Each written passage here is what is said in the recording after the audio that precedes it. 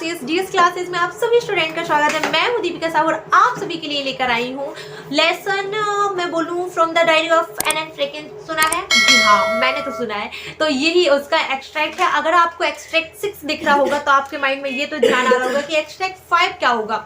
सो वो देखना है तो आपको डिस्क्रिप्शन में लिंक मिल जाएगी। और अगर उससे ज़्यादा पेट भर नहीं रहा है, अगर मिल नहीं रहा है, तो प्ले लिस्ट में जाइए, सारे एक्सट्रैक्ट मिल जाएंगे। और मैं जो एक्सट्रैक्ट करा रही हूँ ना, आप सभी के लिए इंपॉर्टेंट है, क्योंकि मैं जो एक्सट्रैक्ट करा रही हूँ वो सारे आपको उन्हीं में से हाफ ईयरली एग्जाम में भी आएगा, आपका बोर्ड एग्जामिनेशन में आएगा। ले लीजिए किसी भी वे में, बट आएगा इसी में से। मैं बहुत श्योर हूँ इस चीज़ के लिए। मैंने क्योंकि स्पेशली इसको निकाला है तो आप लोग देख ही सकते हैं। और मैं बताऊंगी तो नहीं, लेकिन आपको मैंने जितने भी इम्पोर्टेंट में से करवा रही हूँ ना, उसी में से आता है। ठीक है?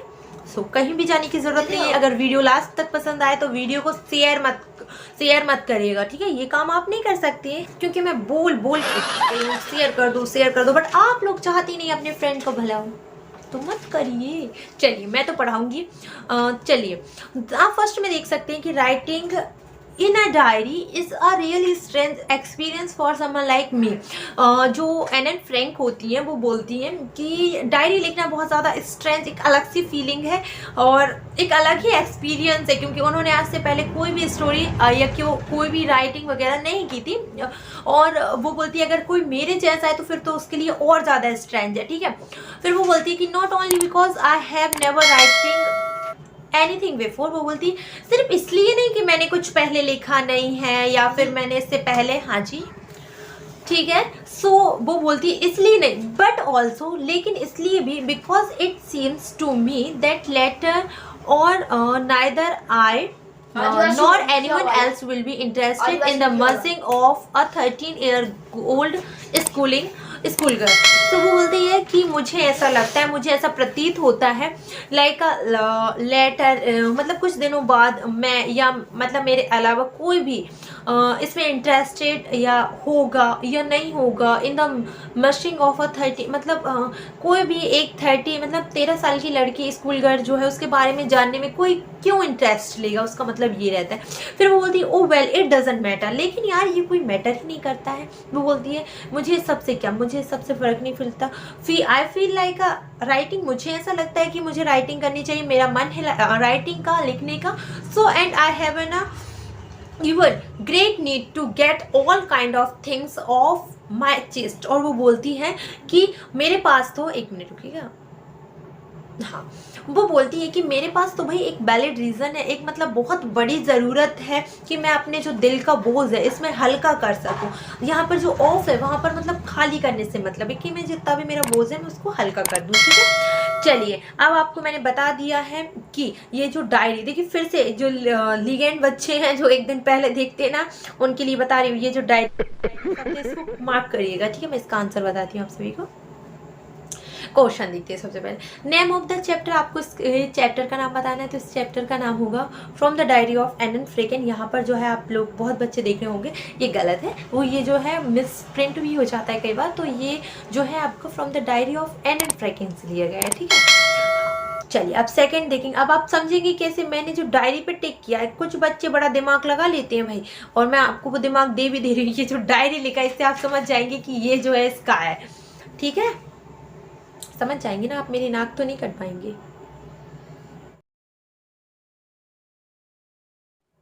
मैं कितनी मेहनत कर रही हूँ, आप लोग इतना सा सपोर्ट नहीं कर सकते, आप लोग वीडियो को शेयर नहीं कर सकते, इतना ध्यान से देख रहे हैं। अपनी चीज़ ले लेंगे बट किसी का भला नहीं कर सकते। Who is the author of from the diary of Anne Franklin. आपको बताना है कि जो डायरी एन फ्रैंकलिन मतलब जो from the diary of Anne Frank है, इसके जो है राइटर कौन है। तो ये जो डायरी है ना खुद एन फ्रैंक ने लिखी, क्योंकि इसका नाम है from the diary of Anne Franklin. देखिए, अब जैसे मैंने बोला कि मेरी डायरी है तो ऑब्वियसली कि मैं लिखूंगी, अब मेरी डायरी को कोई और लिखने तो आएगा नहीं। अगर डायरी बोल रहे हैं दैट मीन्स वो अपन ही लिखते हैं। समझ रहे हो आप? तो इतना तो बच्चे दिमाग लगा सकते हैं ना कि डायरी खुद ही लिखी जाती है तो हम खुद ही लिखेंगे, तो उन्होंने भी खुद ही लिखी होगी। चलिए, अब हम देखते हैं थर्ड नंबर क्वेश्चन, जिसमें लिखा हुआ है कि what did Anne Frank to do to take thing of her chest. मतलब कि जो एन फ्रैंक थी वो उन्होंने मतलब अपनी जो चीज़ें हैं अपने दिल के अंदर, अपने मन के अंदर, उनको बोझ हल्का करने के लिए उन्होंने क्या किया, ठीक है। तो आपका आंसर देना है। शक्ल मत देखी जी, मैं सो के उठ रही हूँ। She would sleep a lot, she would eat a lot, she would play a lot, या नन ऑफ दिस। देखिए, क्या वो चाहती थी कि वो बहुत ज़्यादा सोए, या वह चाहती थी कि बहुत ज़्यादा खाएं, या वह चाहती थी कि बहुत ज़्यादा खेले?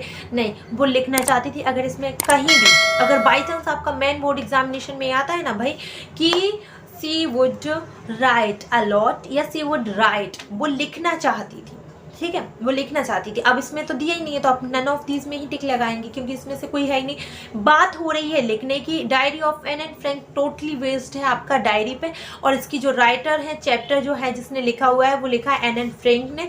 तो कंफ्यूज होने की ज़रूरत नहीं है, सारे बच्चे आसानी से इसके आंसर दे सकते हैं, ठीक है। और मैंने तो और समझा दिया तो अब तो आपके माइंड में फिट हो गया होगा, ठीक है। सो अब क्या सोच रहे हो? अब वीडियो को एंड कर दो, चले जाओ, बस यही तो करते हो आप लोग।